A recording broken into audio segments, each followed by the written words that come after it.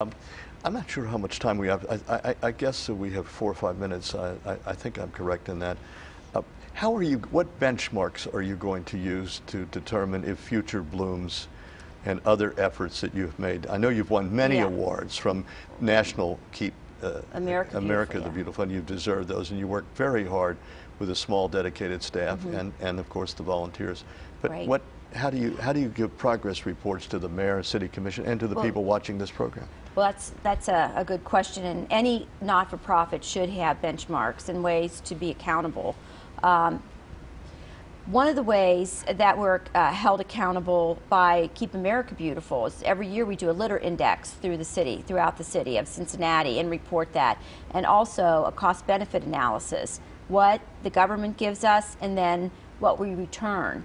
And last year our return rate was $1 for every dollar that government spent. We returned 12. So it was huge. So they got 12 back for every dollar they spent? Yes, they did. Well, by volunteers, by the dollars we bring in, and give back to the community. Now, to get specific on your question about how we're going to do benchmarking in this particular program, we've developed, our affiliate, Keep Cincinnati Beautiful, we developed with these, my colleagues from the Building Inspection Department and the Police Department and Community Development and Health, a blight index. And the blight index we use extensively, and what we do, we have done a blight index around each and every one of the buildings that we have put paint on with the Future Blooms program. So we'll do a blight index, and then we also have crime statistics. So we'll look at the crime statistics before, after, and a year after. And then, of course, we'll do the blight index again a year after, because it takes time for things to settle in. Sounds very well organized. So, yeah, we do. And then we would like to do a study, and we're positioning this with UC or Xavier, UC right now with their urban planning department. But it's going to be a long term. But we want to try to determine, did we affect housing values? Because that's, again, the economic development, that's the reality check. And theirs took 20 years. They started in '84 and looked all the way through, oh my goodness, 2004, the Wharton School. And it was Susan Wachner, get a lot of W's in there, did the study. So it's a 20-year study, and that's where my statistics came from, when I answered that question. She did an extensive study on housing values and the greening around those areas.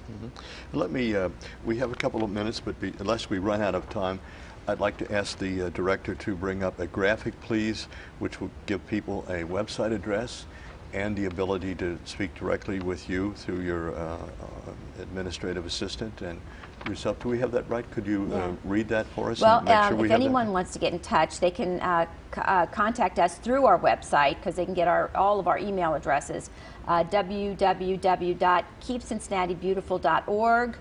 They can give us a call at 352-4380. Area code 513. Sorry about that. Area code 513.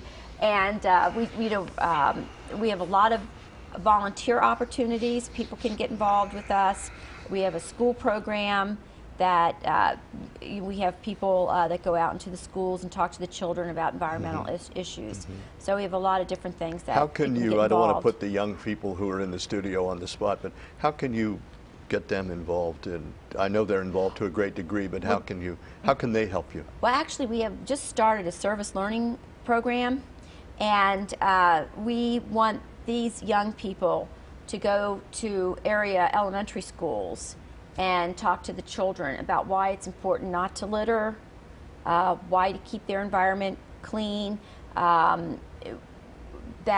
80% of litter, or 80% of the debris in oceans and our waterways comes from the land.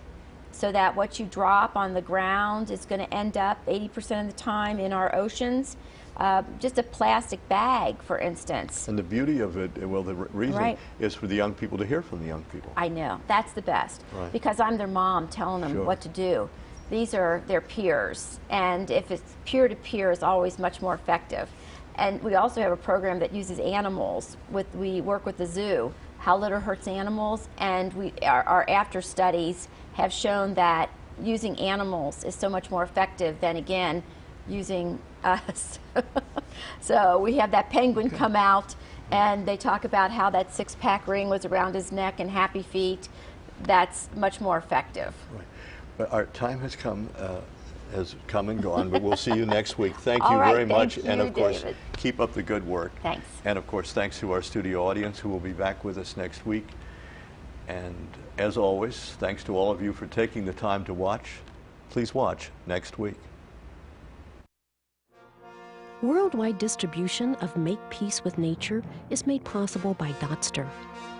Offering web hosting and domain name registration to more than 1 million businesses and individuals, Dotster is a worldwide leader in communications and e-business products. Dotster is our name. What name would you like?